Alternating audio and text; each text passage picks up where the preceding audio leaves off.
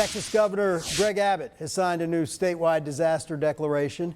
This comes after a parasitic pest once eradicated from the U.S. has now been confirmed in Texas. Fox 7 Austin's Meredith Aldis is live from the state capitol with the latest. Hey, Meredith. Yeah, Dennis, officials say the New World screw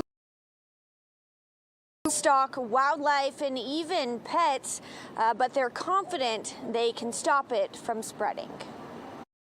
It's terrible. It's like right out of a horror movie. That warning from Texas Agriculture Commissioner Sid Miller as a dangerous parasite now confirmed in South Texas, triggering a statewide response. A 3-week-old calf in Zavala County near the Texas-Mexico border at the center of it all.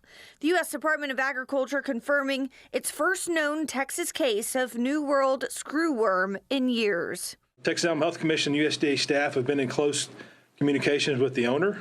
The herd has been inspected for additional infestations. There have been none. The herd has been treated. The baby calf that had the infested navel wound is doing well, and the navel wound is healing nicely.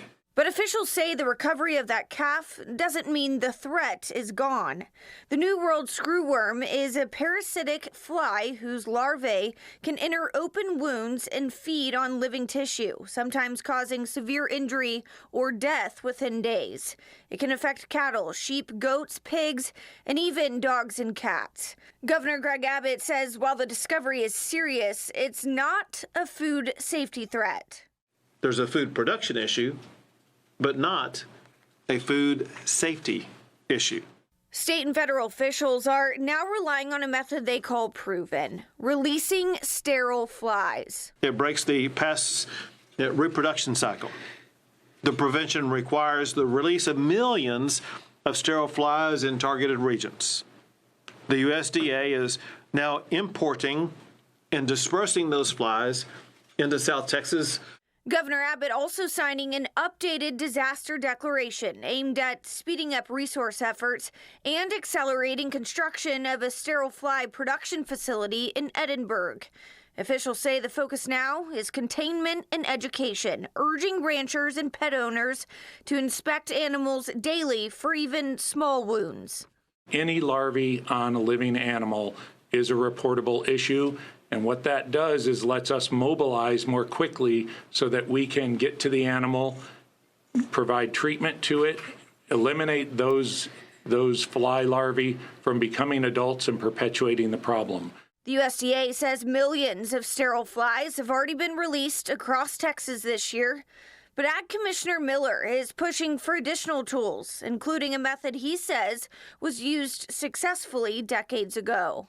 What we're doing is definitely not working. We could stop it if we would use a fly bait. That's how we stopped it in the 70s and 80s. The fly bait is 95% effective, but USDA refuses to use the fly bait. Despite the debate, state and federal officials say they're moving fast, pointing to modeling that once predicted the pest would reach the U.S.